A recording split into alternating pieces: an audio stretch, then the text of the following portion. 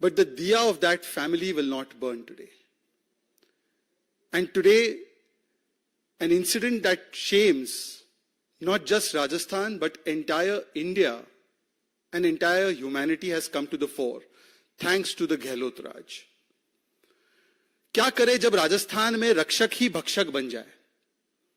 What do we do when the predators are the protectors themselves?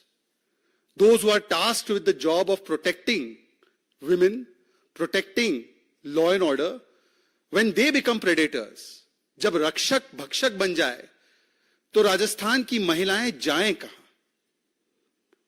एक महिला है, बड़ी नेता है, प्रियंका वाड्रा, उन्होंने नारा दिया था, लड़की हूं, लड़ सकती हूं.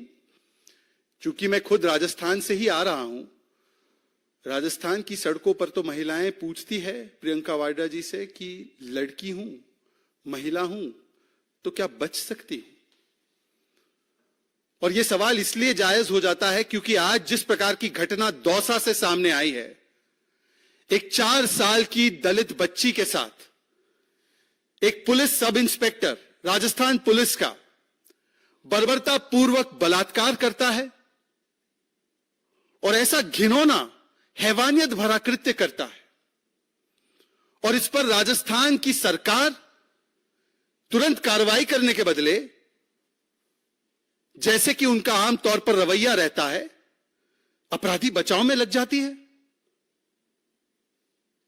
आज जिस प्रकार से यह दौसा से घटना सामने आई, आप ही लोगों के माध्यम से पता चल रहा है कि किस प्रकार से वहां पर एफआईआर तक दर्ज नहीं की गई, जबकि यह मामला छोटी सी बच्ची के साथ बलात्कार का मामला है, पॉक्सो का मामला है. एफआईआर दर्ज तब तक नहीं होती जब तक कि भारतीय जनता पार्टी के नेता कार्यकर्ता जनता के साथ जाकर प्रदर्शन करने लगते हैं. फिर एक आध कॉस्मेटिक बयान आ जाता है डीजीपी की ओर से, पुलिस की ओर से, कि कार्रवाई की जाएगी, हम इस सब इंस्पेक्टर को बर्खास्त कर देंगे, परंतु तत्काल रूप से उसे सस्पेंड भी नहीं किया जाता जब तक कि भारतीय जनता पार्टी और वहां के जनमानस इसको उठाते नहीं है, इस विषय को बोलते नहीं है और कहते नहीं कि क्या चल रहा है. और केवल यही नहीं, जो पीड़िता है उनके पिता को, उनके परिवार के साथ अभद्रता करना और पीटने का काम भी किया जाता है वहीं के लोगों के द्वारा, पुलिस के द्वारा. ये मीडिया के और अखबारों के हवाले से बात सामने निकल कर आई. और यहां तक कि जो अन्य पुलिस कर्मचारी थे, जो 2 और कांस्टेबल थे, बताया जा रहा है, जिन्होंने इस सब इंस्पेक्टर को मदद की साक्ष्य मिटाने के लिए, उन पर भी अभी तक कोई ठोस कार्रवाई नहीं की गई है.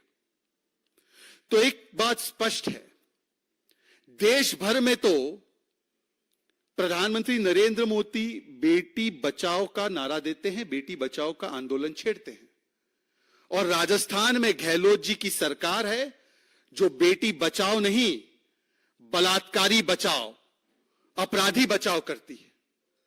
और एक इंस्टीट्यूशनल अप्रोच अपनाया जाता है बलात्कारियों को बचाने के लिए.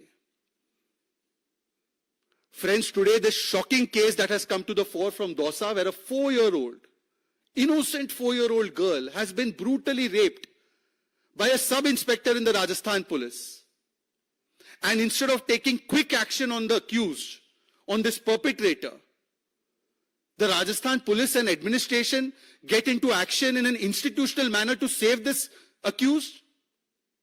No FIR is filed till the time the BJP leaders and the people there come out on the streets and protest. Just a cosmetic statement is given that we will take action against this said individual. I will expel him, but no suspension is done immediately. And what about the 2 other constables, 2 other police officials who have helped this particular accused in destroying the evidence? Has the Rajasthan police and government taken action on them immediately? What are they waiting for? This shows that on the one hand, Prime Minister Modi and the central government is doing Beti Bachao, save our daughters, make our daughters thrive.